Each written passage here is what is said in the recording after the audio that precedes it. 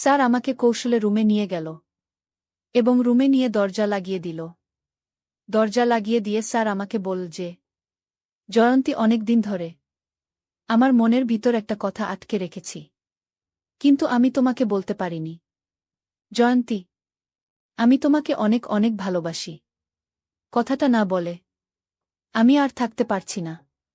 তোমার রূপ, তোমার লাবণ্য, তোমার যৌবন, তোমার চোখের চাহনি, তোমার হরিণীর মতো চোখ, তোমার বনলতার মতো চুল, তোমার ব্যবহার, তোমার মিষ্টি মিষ্টি কথা।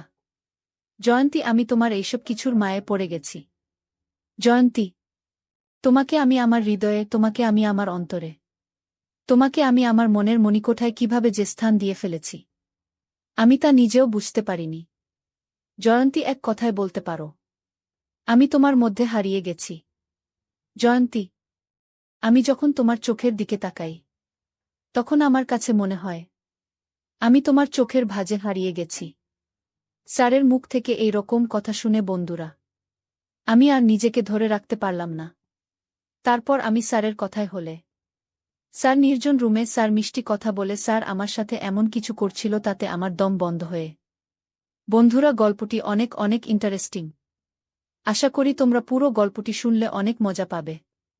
তবে বন্ধুরা, তোমাদের নিকট আমার ছোট্ট একটি অনুরোধ, তোমরা দয়া করে আমার চ্যানেলটিকে সাবস্ক্রাইব করে আমাকে সাপোর্ট করবা। হ্যালো বন্ধুরা, আমি অনন্ত। আমি বাংলাদেশের ঢাকায় বসবাস করি। আমার বর্তমান বয়স 30। বন্ধুরা, আজকের গল্পটি আমার জীবনে বাস্তব একটি গল্প। তখন আমার 20 কিংবা 21। পাবলিক বিশ্ববিদ্যালয়ের নতুন একজন ছাত্র। ভাবছি আমার বাবার পারিবারিক অবস্থা ভালো না। নিশ্চয় আমাকে একটা কিছু করতে হবে। ভাবতে ভাবতে আমার এক বন্ধুর নাম সৌরভ। তাকে ফোন দিলাম। বললাম, সৌরভ বন্ধু, দেখতে দেখতে তো ইন্টারমিডিয়েট পরীক্ষা দিয়ে বিশ্ববিদ্যালয়ে চান্স পেয়ে ভর্তি হয়ে গেলাম। তুই তো জানোস আমার বাবার পারিবারিক অবস্থা খুব একটা বেশি ভালো না। বাবা আমাকে পড়ালেখার খরচ দিতে অনেক হিমশিম খাচ্ছে। আমার বাবা সামান্য একজন দোকানদার। আমার বাবার উপর আমরা পুরো পরিবার। বাবা আমাদের পড়ালেখার খরচ দিতে অনেক কষ্ট হয়। এখন বন্ধু, আমি একটা চাকরি অথবা অন্য কিছু করে যদি আমার খরচটা চালাইতে পারতাম, তাহলে আমার ক্ষেত্রে খুব উপকার হতো। কি করা যায় বন্ধু? একটা উপদেশ অথবা একটা পরামর্শ দাও। আমার কথা শুনে আমার বন্ধু সৌরভ কিছুক্ষণ ভাবল। ভাবার পরে বলল, অনন্ত, এই মুহূর্তে আমার কাছে কোনো কিছু নেই। Part time job, full time job অথবা আদার্স কিছু। কিন্তু একটা অপশন আমার কাছে আছে। সেটা হচ্ছে, তুই যদি একটা টিউশনি ধরস, তাহলে তোর পড়ালেখার খরচ সবকিছু হয়ে যাবে। আর আমার জানা মতে একটা ভালো ফ্যামিলি আছে। সম্পর্কে আমার চাচি লাগে। চাচির মেয়ের জন্য একজন প্রাইভেট শিক্ষক খুঁজছেন। আজকে সকালেও চাচি আমাকে বলেছিল, সৌরভ, আমার মেয়ের জন্য একটা ভালো প্রাইভেট শিক্ষক দেইকো তো বাবা। আমি বললাম, ঠিক আছে চাচি, আমি দেখব নে। আর তুই আমার বন্ধু মানুষ। তোর যে মেধা, তোর যে রেজাল্ট, সবকিছু দেখলেই আমার মনে হয় চাচি তোকে তার মেয়ের জন্য প্রাইভেট শিক্ষক হিসেবে নিযোগ দিতে দ্বিধাবোধ করবে না। আমি আমার বন্ধু সৌরভকে বললাম, বন্ধু, যদি তোর মনে হয় সেখানে প্রাইভেট পড়ালে আমাকে মোটামুটি ভালো একটা অ্যামাউন্ট দিবে, যা দিয়ে আমার পড়ালেখার খরচ চলবে, তাহলে আমি তোর প্রস্তাবে রাজি। তারপর বন্ধুরা, আমার বন্ধু সৌরভ তার চাচির কাছে আমার ব্যাপারটা বললে। তার চাচি আমাকে দেখতে চায়। তারপর বন্ধুরা, আমি তার চাচির কাছে আমার বন্ধু সৌরভের সহযোগিতায় গেলাম। তার চাচি আমাকে দেখে, আমার রেজাল্ট দেখে খুব পছন্দ হল এবং তার মেয়ের জন্য প্রাইভেট শিক্ষক হিসেবে আমাকে নিযোগ করল। পরের দিন থেকে আমি প্রাইভেটে প্রথম দিন যখন গেলাম, তখন আমার বন্ধুর চাচাতো বোনকে দেখে আমি ফিট খেয়ে গেলাম। এত সুন্দর মেয়ে আমার জীবনে কখনো দেখি নাই। পুরো ইন্ডিয়ান নায়িকা, স্মার্ট স্লিম বডি, একদম ফর্সা চেহারা। চোখগুলো আমার কাছে মনে হয়েছিল যেন ফুটল চেরা আঁকি। মাথার চুলগুলো আমার কাছে মনে হয়েছিল যেন বনলতা সেনের মত। অবাক দৃষ্টিতে তার দিকে কিছুক্ষণ তাকিয়ে থেকে আমি জিজ্ঞেস করলাম, কি নাম তোমার? সে উত্তর দিল, স্যার আমার নাম জয়ন্তী। আমি বললাম, বা জয়ন্তী, তোমার নামটা তো অনেক সুন্দর। তোমার নামটা যেমন সুন্দর, তুমিও এমন সুন্দর। জয়ন্তী আমার কথা শুনে একটা মুচকি হাসি বলল, স্যার আপনি অনেক রসিক মানুষ। আপনি অনেক মজার মানুষ। আমি বললাম, জয়ন্তী, কিভাবে বুঝলা যে আমি অনেক রসিক মানুষ? আমি অনেক মজার মানুষ। জয়ন্তী বলল, স্যার আমি অষ্টম শ্রেণীর ছাত্রী। আমার বয়স মোটামুটি কম না, তারপরও আমার ভেড়ে ওঠা, আমার বর হয়ে ওঠা, সবকিছুই আধুনিক পরিবারে। আমি বুঝি স্যার, একটা মানুষ কিভাবে কথা বললে আমার কাছে মনে হয় সেই মানুষটা রসিক। সেই দিক থেকে স্যার আপনি রসিক মানুষের অন্তর্ভুক্ত।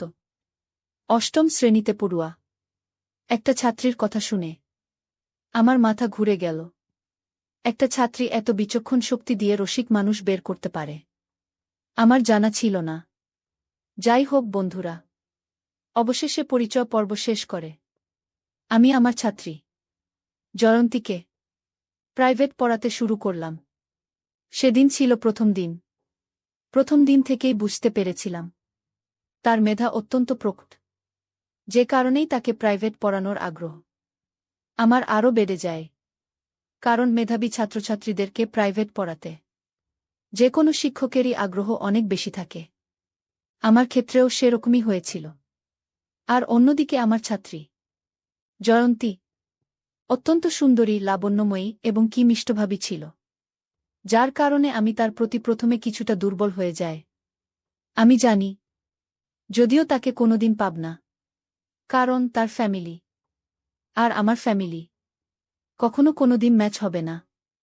এভাবে দেখতে দেখতে আমি তাকে প্রায় 2 থেকে 3 মাস প্রাইভেট পড়ালাম। সেও আমার প্রাইভেট পড়ানোর কৌশল থেকে অনেক খুশি। প্রথমত আমাদের মধ্যে খারাপ কোনো কিছুই ছিল না, কিন্তু দুজন দুজনের প্রতি আস্তে আস্তে কিভাবে যে দুর্বল হয়ে যাচ্ছিলাম তা বুঝতেই পারছিলাম না। সে আমার দিকে পড়ার ফাঁকে ফাঁকে মাঝে মধ্যে কেমন জানি এক অদ্ভুত দৃষ্টিতে তাকিয়ে থাকত। আমিও মাঝে পড়ানোর সময় তার প্রতি অন্য রকম দৃষ্টিতে তাকিয়ে থাকতাম, কিন্তু কেউ কখনো কারো মনের কথা প্রকাশ করতে পারতাম না। এভাবেই চলতে চলতে প্রায় 3 থেকে 4 মাস চলে গেল। 3 থেকে 4 মাস পর একদিন তাকে দেখে আমার চোখ কপালে উঠে গেল, কারণ সে এই দিন তার বাড়িতে কিসের জন্য একটা অনুষ্ঠান ছিল। অনুষ্ঠান উপলক্ষে এমন সুন্দর করে সেজেছিল যেন তাকে আসমানের পরী মনে হয়েছিল। তাকে দেখে আমি কতক্ষণ যে অপলক দৃষ্টিতে তাকিয়ে রয়েছিলাম আমি কখনো অনুভব করতে পারি নাই। শুধু জানি, কিসের একটা মুহে আমি যেন তার প্রতি মূর্তির মতো দাঁড়িয়ে রইলাম। আর মনে মনে ভাবলাম, কেন জানি মনে হয় সে আমাকে অনেক ভালোবাসে, কিন্তু আমার সামনে প্রকাশ করতে পারে না। আমিও তো তাকে অনেক ভালোবাসি, কিন্তু আমিও তো তাকে প্রকাশ করতে পারি না। জয়ন্তীকে ভালোবাসি এ কথা প্রকাশ করতে না পারায় মনের মধ্যে কেমন জানি একটা অস্থির অস্থির ভাব চলে আসলো। মনে মনে ভাবলাম, আজকে আমি আমার মনের কথা জয়ন্তীকে কৌশলে বলে দিব, পরে যা হবার হবে। কারণ আমি যদি আমার ভালোবাসার কথা জয়ন্তীকে না বলতে পারি, তাহলে আমি তাকে পাব কি করে? অনুষ্ঠানের মধ্যে বড় মজলিসে হঠাৎ আমি লক্ষ্য করলাম যে জয়ন্তী হেসে হেসে আমার দিকে আসছে। আমার দিকে এসে আমাকে বলল, কেমন আছেন স্যার? কখনো আসলেন? আমি বললাম, এই তো মাত্র এসেছি। তারপর আমি বললাম, জয়ন্তী তোমাদের বাসায় আজকে মনে হয় কোনো একটা অনুষ্ঠান আছে, তো তোমার সাথে আমার কিছু কথা ছিল। যদি তুমি আমাকে আজকে একটু সময় দিতে, তাহলে হয়তো আমি আমার কথাগুলো বলতে পারতাম। জয়ন্তী বলল, কোনো সমস্যা নাই স্যার, আপনি বলেন। কখন? কোথায়? আপনাকে সময় দিতে হবে। আমি বললাম, জয়ন্তী আমার একটা ফ্রি জায়গা লাগবে, যাতে করে তোমার সাথে আমি মন খুলে কথা বলতে পারি। জয়ন্তী বলল, ঠিক আছে স্যার, কোনো সমস্যা নাই। আমাকে কোথায় যেতে হবে সেটা বলুন। আমি বললাম, জয়ন্তী, চলো তোমার রুমে যাব। সেখানে আমি তোমাকে আজকে কিছু কথা বলবো, যে কথাগুলো আমার মনের ভিতর শুধু ঘুরপাক খাচ্ছে, তোমাকে বলতে পারছি না। তারপর ভরা মজলিস থেকে স্যার আমাকে কৌশলে আমার রুমে নিয়ে গেল এবং রুমে নিয়ে দরজা লাগিয়ে দিল। দরজা লাগিয়ে দিয়ে স্যার আমাকে বলল যে, জয়ন্তী, অনেক দিন ধরে আমার মনের ভিতর একটা কথা আটকে রেখেছি, কিন্তু আমি তোমাকে বলতে পারিনি। জয়ন্তী, আমি তোমাকে অনেক অনেক ভালোবাসি। কথাটা না বলে আমি আর থাকতে পারছি না। তোমার রূপ, তোমার লাবণ্য, তোমার যৌবন, তোমার চোখের চাহনি, তোমার হরিণীর মতো চোখ, তোমার বনলতার মতো চুল, তোমার ব্যবহার, তোমার মিষ্টি মিষ্টি কথা। জয়ন্তী, আমি তোমার এইসব কিছুর মায়ে পড়ে গেছি। জয়ন্তী, তোমাকে আমি আমার হৃদয়ে, তোমাকে আমি আমার অন্তরে, তোমাকে আমি আমার মনের মণিকোঠায় কিভাবে যে স্থান দিয়ে ফেলেছি, আমি তা নিজেও বুঝতে পারিনি। জয়ন্তী, এক কথায় বলতে পারো, আমি তোমার মধ্যে হারিয়ে গেছি। জয়ন্তী, আমি যখন তোমার চোখের দিকে তাকাই, তখন আমার কাছে মনে হয় আমি তোমার চোখের ভাঁজে হারিয়ে গেছি। আমি তোমার প্রেমের আগুনে পুড়ে ছাই হয়ে যাচ্ছি। জয়ন্তী, তাই আমি তোমাকে আমার কথাগুলো না বলে আর থাকতে পারছিলাম না। জয়ন্তী, আমি আমার সব কিছু দিয়ে তোমাকে অনেক অনেক ভালোবাসি, এবং আমি আমার ভালোবাসা নিবেদন করছি। জয়ন্তী, প্লিজ, দয়া করে তুমি আমার ভালোবাসা গ্রহণ করো। আমার কথা শুনে জয়ন্তী একটা মুচকি হাসি দিয়ে বলল, স্যার, আপনি যে আমাকে এই কথা বলবেন না, তা আমি আগেই জানি। আমি বললাম, জয়ন্তী, তুমি কিভাবে জানো আমি তোমাকে ভালোবাসি? জয়ন্তী বলল, স্যার, আপনার চোখের ভাষা আমাকে সবকিছু বলে দেয়। আমি এতদিন অপেক্ষায় ছিলাম আপনার মুখ থেকে কখন এই কথাটা আমি শুনতে পাবো বলে। আজকে আমি ধন্য, আপনার মতো একজন মেধাবী ছেলে আমাকে ভালোবাসে কথাটা জানতে পেরে। স্যার, আমিও আপনাকে অনেক ভালোবাসি, কিন্তু স্যার, আপনার আমার ভালোবাসা আমার বাবা মা কখনো মেনে নিবে না। তাই স্যার, আমি শুধু শুধু আপনাকে ভালোবেসে কষ্ট দিতে চাচ্ছি না। আপনি স্যার বিকল্প চিন্তা করেন। আমি বললাম, জয়ন্তী, ভালোবাসা মানুষের জীবনে একবারই আসে, আর তুমি সে আমার প্রথম ভালোবাসা। তোমাকে না পেলে হয়তো আমার অবস্থা খুব খারাপ হয়ে যাবে। তবে জয়ন্তী, তুমি যদি আমার একটা কথা শোনো, তাহলে তোমার আমার সম্পর্ক তোমার বাবা মা মেনে নিতে বাধ্য হবে। আমি বললাম, কি সম্পর্ক? তখন স্যার আমাকে বলল যে, জয়ন্তী, তুমি যদি রাজি থাকো, তাহলে তোমার সাথে আমি এমন ধরনের সম্পর্ক করব যার ফলে তুমি আমার বাবুর মা হয়ে যাবে। তাহলে দেখবে তোমার আব্বা আম্মা এমনিতেই মেনে নিবে। জয়ন্তী, তুমি আমাকে কি ভালোবাসো না? তুমি যদি আমাকে ভালোবাসো, আশা করি তুমি আমার কথাটা রাখবে। জয়ন্তী, আমি তোমাকে চাই, জীবনে মরণে, শয়নে স্বপ্নে, সব সময় আমি তোমার পাশে থাকতে চাই। জয়ন্তী, প্লিজ না করো না, একটু সুযোগ দাও, দিয়ে দাও।